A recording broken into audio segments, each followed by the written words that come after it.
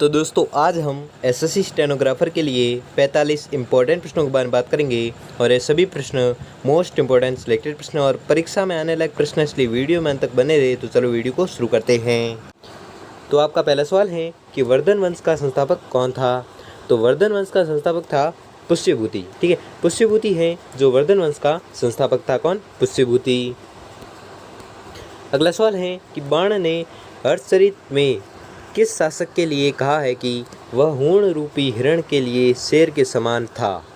तो यह कहा है प्रभाकर वर्धन के लिए। ठीक है, प्रभाकर वर्धन के लिए क्या कहा है? वह हूण रूपी हिरण के लिए शेर के समान था।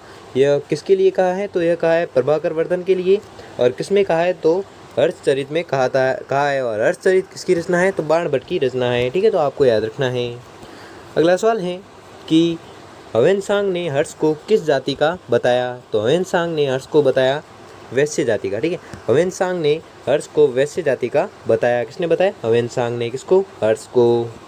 अगला सवाल है कि कामरूप के शासक भास्कर वर्मा ने किस राजदूत को मैत्री हेतु हर्षवर्धन के पास भेजा। तो यह भेजा था हंसबैंग ने। ठीक है, हंसबैंग राजदूत को मैत्री हेतु हर्षवर्धन के पास भेजा था। किसने भेजा था? तो यह भेजा था कामरूप के शासक भास्कर वर्मा ने भेजा था। किसे? हंसबैग को। क्यों भेजा था? मैत्री हेतु हर्षवर्धन के पास भेजा था।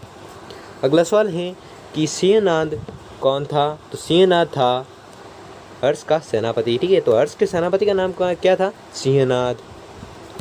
अगला सवाल है कि राज्यवर्धन का वध किया था। तो राज्यवर्धन का वध किया था किसने? शशांक ने। ठीक है, शशांक ने राज्यवर्धन का वध किया था। अगला सवाल है कि हर्ष द्वारा रचित साहित्यिक कृति है। तो हर्ष द्वारा रचित साहित्यिक कृति कौन सी है? उपयुक्त सभी, नगानद, रत्नावली, प्रियदर्शिका, ये तीनों कृतियां हैं जो हर्ष द्वारा रचित साहित्यिक कृतियां हैं।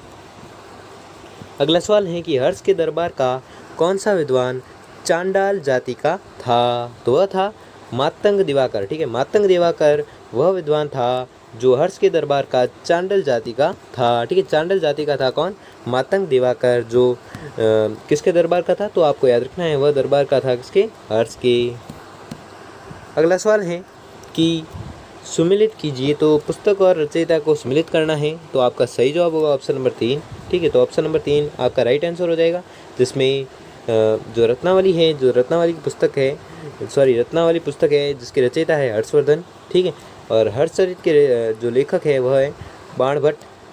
और सूत्रालंकार शास्त्र की रचना किसने की थी? तो यह की थी अश्व घोष ने। और सूर्य शतक की रचना किसने की थी? तो यह की थी मयूर ने। ठीक है, तो वापस से एक बार देख लो। ठीक है, तो रत्नावली है पुस्तक के रचयिता कौन है? हर्षवर्धन। हर्षचरित की रचयिता कौन है? बाण भट्ट। और सूत्रालंकार के रचयिता हैं अश्व घोष। और सूर्य शतक के है जो रचयिता है कौन? मयूर। ठीक है, तो आपको याद रखना है। अगला सवाल है कि वह स्थल जहाँ के निवासियों के सदाचार व विनम्रता की ह्वेनसांग ने प्रशंसा की। तो वह स्थल कौन सा है? कान्यकुब्ज। ठीक है, कान्यकुब्ज वह स्थल है जहाँ के निवासियों के सदाचार एवं विनम्रता की ह्वेनसांग ने प्रशंसा की। कौन से स्थल की थी? तो कान्यकुब्ज की प्रशंसा की थी। किसने? ह्वेनसांग ने।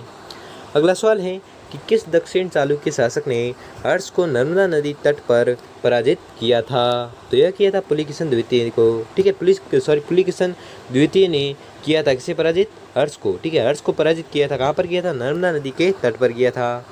तो वह शासक था कौन शासक था? पुलिकेशिन द्वितीय। ठीक है, पुलिकेशिन द्वितीय दक्षिण चालुक्य शासक था जिसने हर्ष को नर्मदा नदी के तट पर पराजित किया था। किसने? पुलिकेशिन द्वितीय ने किया था। अगला सवाल है कि कन्नौज की बौद्ध सभा में किस मत के सिद्धांत का बड़ी ही सूक्ष्मता के साथ प्रचार किया गया है। तो यह किया गया है महायान मत का। ठीक है, महायान मत के सिद्धांत का बड़ी ही सूक्ष्मता के साथ है जो प्रचार किया गया है। किसमें किया है? कन्नौज की बौद्ध सभा में किया है।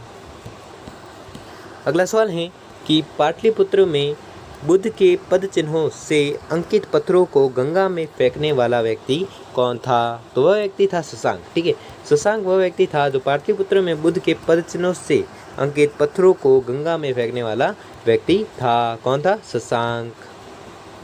अगला सवाल है कि मौखरी वंश के किस शासक के साथ हर्ष की बहन राजश्री का विवाह हुआ था? तो यह हुआ था ग्रहवर्मन के साथ। ठीक है, मौखरी वंश के शासक कौन था? ग्रहवर्मन, जिसके साथ हर्ष की बहन राजश्री का विवाह हुआ था। किसके साथ हुआ था? ग्रहवर्मन का विवाह हुआ था, जो किस वंश का था? तो मौखरी वंश का था।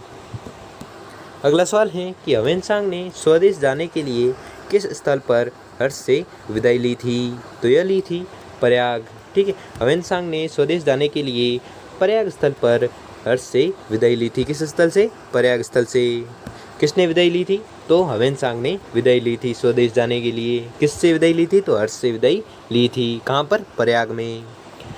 अगला सवाल है कि हर्ष की बहन राजश्री का विवाह किससे हुआ? तो आपको याद रखना है, यह हुआ था ग्रहवर्मन से। ठीक है, ग्रहवर्मन से विवाह हुआ था किसका? राजश्री का। और राजश्री कौन थी? हर्ष की बहन। अगला सवाल है कि ग्रहवर्मन किस वंश का व कहाँ का शासक था? तो यह था मौखरी वंश का और कन्नौज का शासक था। ठीक है, मौखरी वंश का शासक था कौन? ग्रहवर्मन। और ये कहाँ का था? तो ये कन्नौज का था। ठीक है, तो आपको याद रखना है।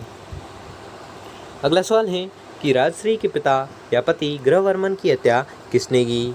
तो उसकी हत्या की थी मालवा शासक देवगुप्त ने। ठीक है, मालवा शासक देवगुप्त ने राजश्री के पति ग्रहवर्मन की हत्या की थी। किसने? मालवा शासक देवगुप्त ने।